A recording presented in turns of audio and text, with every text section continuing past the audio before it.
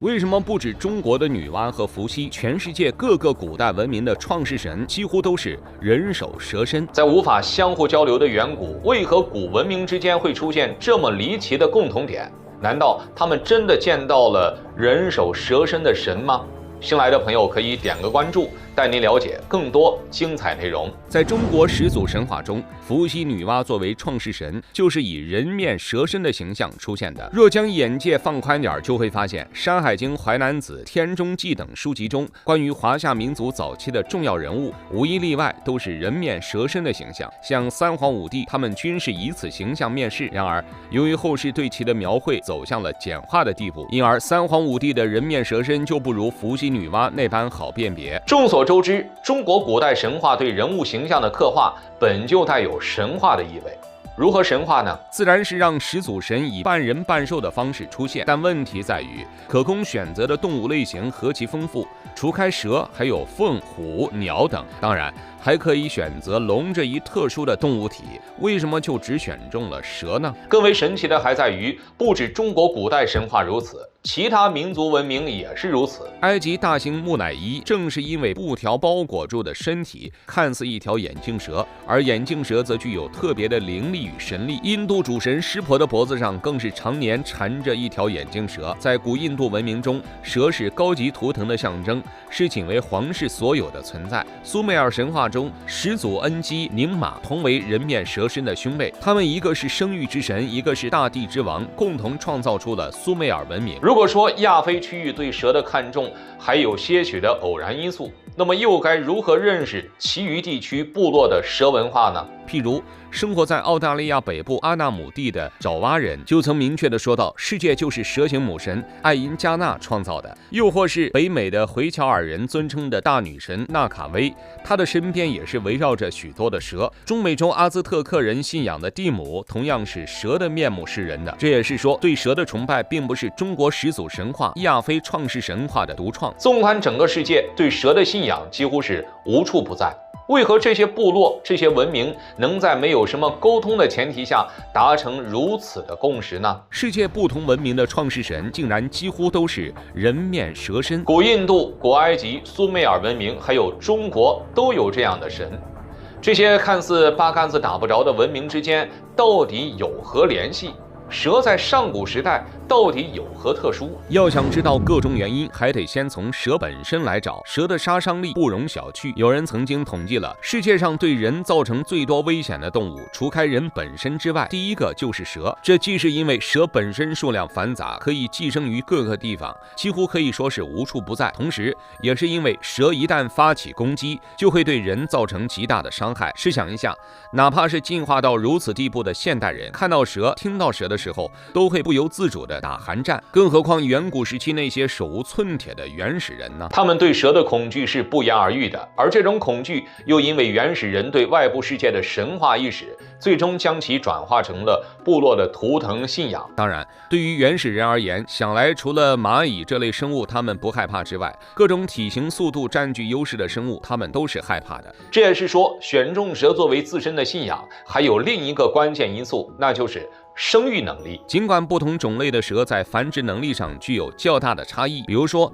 一些蛇只需要1-2年就可以达到性成熟的地步，并做到一窝产下上百枚蛋的记录，另一些蛇像竹叶青这种一窝就只能产下数十枚蛋。但总的来说，蛇的繁殖能力非常之强，是到了令人羡慕的地步。要知道，早期的原始人类在面对变幻莫测的外部世界之时，他们所能想到的唯一方式就是多找些同类，增强自己的群体力量。那么这就必然牵涉到繁殖和生育的问题。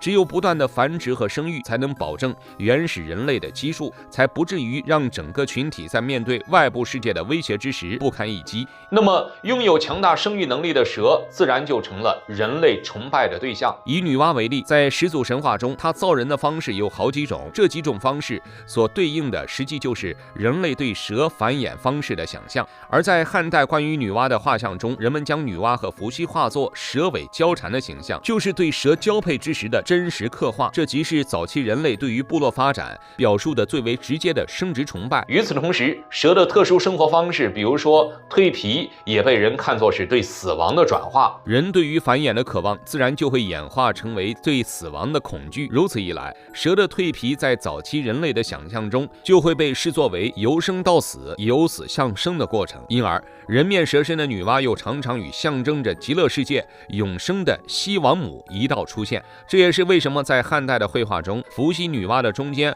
往往插了个西王母，而二位创世神的蛇尾又在下方缠绕在一起。它根本上所代表的就是人类对强大的生育能力转世重生的渴望。既然如此，就华夏民族而言，为什么不将蛇作为自己的图腾，反而将龙视作部落象征了呢？为什么不同文明的神话的创世神都是人首蛇身？更让人奇怪的是，既然早期创世神都是人面蛇身，那为什么蛇后来又变成了邪恶的代表，被人们憎恶呢？众所周知，我们自称为龙的传人，而非蛇的传人。但人面蛇身的女娲又是如何造出龙的传人的呢？其实这里存在着一个基本的认知误区。放在现代人眼里，蛇与龙的形象自然是大相径庭，但在原始人类，龙的基本样貌与蛇无异。将鹿角、鱼鳞这些外在器官给抛开，龙难道不就是一条赤裸裸的蛇吗？因而，历史学家程玉珍很早就提出了一个说法：龙是由蛇演化而来的。